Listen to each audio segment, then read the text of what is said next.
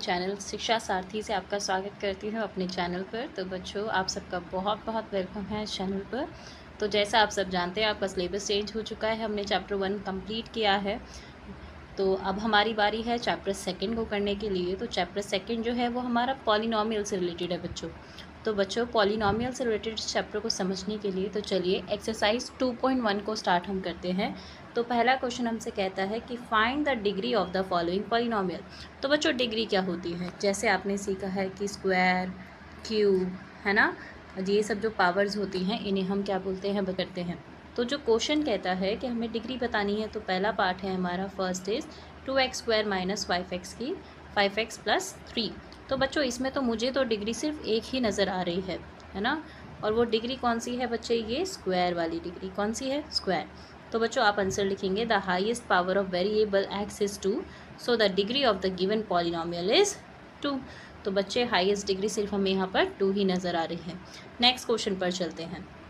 y³ plus 2y minus 1, यहाँ पर भी मुझे सिर्फ एक ही डिग्री दिख रही है, वो है क्यूब की। तो आंसर लिखेंगे the highest power of variable, the highest power of the, अच्छा रिपीट हो गया, इसको सिंगल बार लिख लेना, variable of y is 3, so the degree of the given polynomial is 3।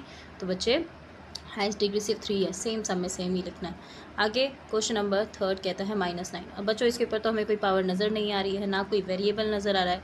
बच्चों, वेरिएबल जैसे हमारा x हो गया, y हो गया, है ना, इन्हें हम वेरिएबल्स कहते हैं। तो यहाँ तो हमें कोई वेरिएबल भी नज़र नहीं आ रहा, तो इसका आंसर हम लिखेंगे। देखो, 9 को हम कैसे लिख सकते हैं बच्चे? अगर हम -9 के पास एज्यूम कर लें कि x है, और x की पावर तो कुछ नहीं, हमें 0 रखनी पड़ेगी। तो here the power of the variable x is 0, so the degree of the constant polynomial is -9 is 0। तो बच्चे, यहाँ पर पावर क्या हो जाएगी? 0, क्योंकि हमने सिर्फ एज्यूम करके देखा है। अगला पार्ट कहता है, फोर्थ पार्ट, 4z माइनस 3। तो देखिए, the highest power of the variable z, तो वेरिएबल तो एक ही नज़र आ रहा है z, और उसकी पावर तो यहाँ पे कुछ नहीं है, तो हम क्या मानेंगे? 1 मानेंगे। सो the degree of the given polynomial is 1। चलिए नेक्स्ट क्वेश्चन की तरफ चलते हैं। तो बच्चों, नेक्स्ट क्वेश्चन नंबर 2 आपसे कहता है कि राइट पॉलिनॉमियल्स। अब आपने पॉलिनॉमियल लिख कर दिखाना है। वहाँ तो डिग्री पहचान रहे थे आप, यहाँ पर आपने पहचानना है कि डिग्री 1 वाला पॉलिनॉमियल लिखिए, डिग्री 2 वाला लिखिए, डिग्री 3 वाला लिखिए।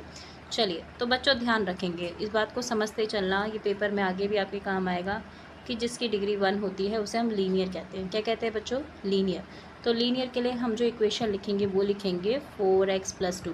अब इस बात में आप एक चीज़ समझिए, जो ये 4x है बच्चों, इसके ऊपर कोई पावर है? नहीं है। तो हम क्या एज्यूम करेंगे कि इसके ऊपर पावर क्या है? 1। चलिए आगे समझते हैं। डिग्री 2 वाला जो हमें लिखना है, डिग्री 2 मतलब होता है क्वाड्रेटिक। उसे हम इक्वेशन को, उस पॉलिनॉमियल को या उस एक्सप्रेशन को हम क्वाड्रेटिक बोलते हैं। अब इसको क्वाड्रेटिक हमने इसलिए बोला क्योंकि यहाँ पर जो पावर है वो क्या है बच्चों? 2, है ना, जिसको हम स्क्वायर भी कहते हैं। तो चलिए, अब दूसरा उसने बोला कि 3 पावर वाला लिखिए। 3 पावर वाले को हम क्यूबिक बोलते हैं। क्यूबिक, जिसमें कि, अच्छा बच्चों, जो ये छोटा सा 3 लिखा है, ये इसकी पावर है। मतलब एज्यूम कर लीजिए कि ये x की पावर क्यूब ऐसे करके ही लिखा है, और यहाँ पे 2x की power square minus x plus 10। तो अब इसको यहाँ पर ये भी ऐड ऑन कर सकते हैं, बस हमें पावर में क्यूब शो करना था। क्या शो करना था बच्चे? पावर में क्यूब, यहाँ पे पावर में स्क्वायर, और यहाँ पर पावर 1।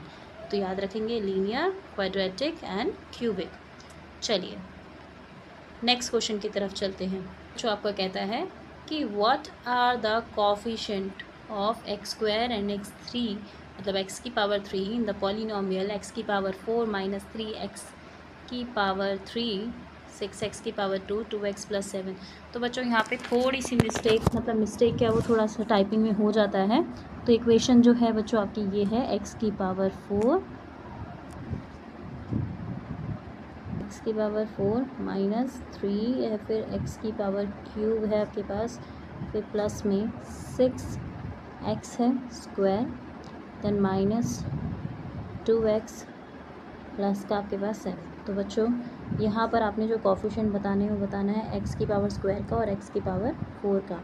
तो बच्चों, आपको ये वेरिएबल नज़र आ रहे होंगे, वेरिएबल्स हैं, इनके आगे जो नंबर लगे हुए होते हैं वो इनके कोफिशिएंट होते हैं। तो पहले ढूंढिए कि किस में x स्क्वायर है और किस में x क्यूब है। तो बच्चों, मुझे तो यहाँ पर x स्क्वायर दिख रहा है और यहाँ पर x का क्यूब नज़र आ रहा है।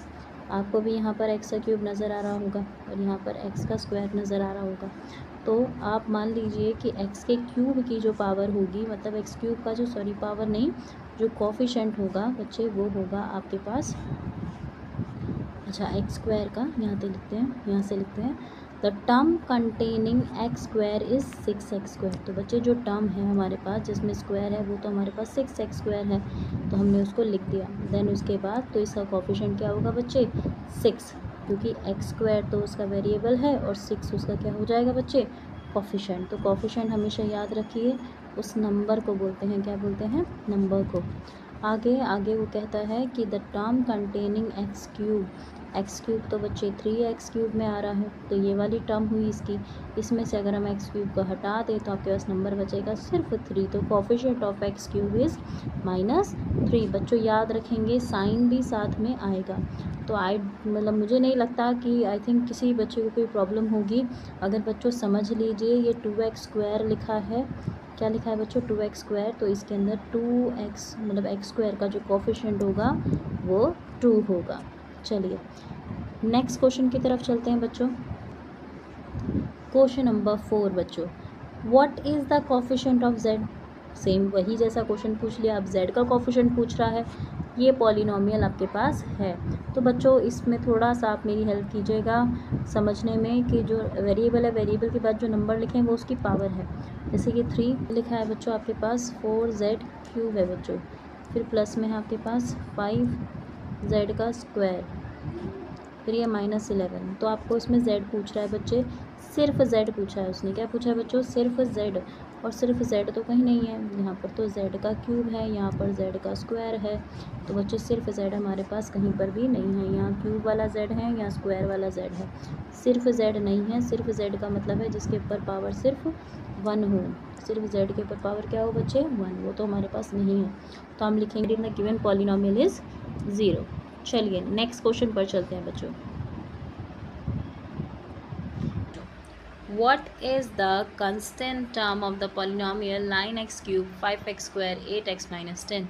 तो बच्चों यहाँ पर कंस्टेंट टर्म मतलब जिसकी प्रॉपर वैल्यू दे रखी हो।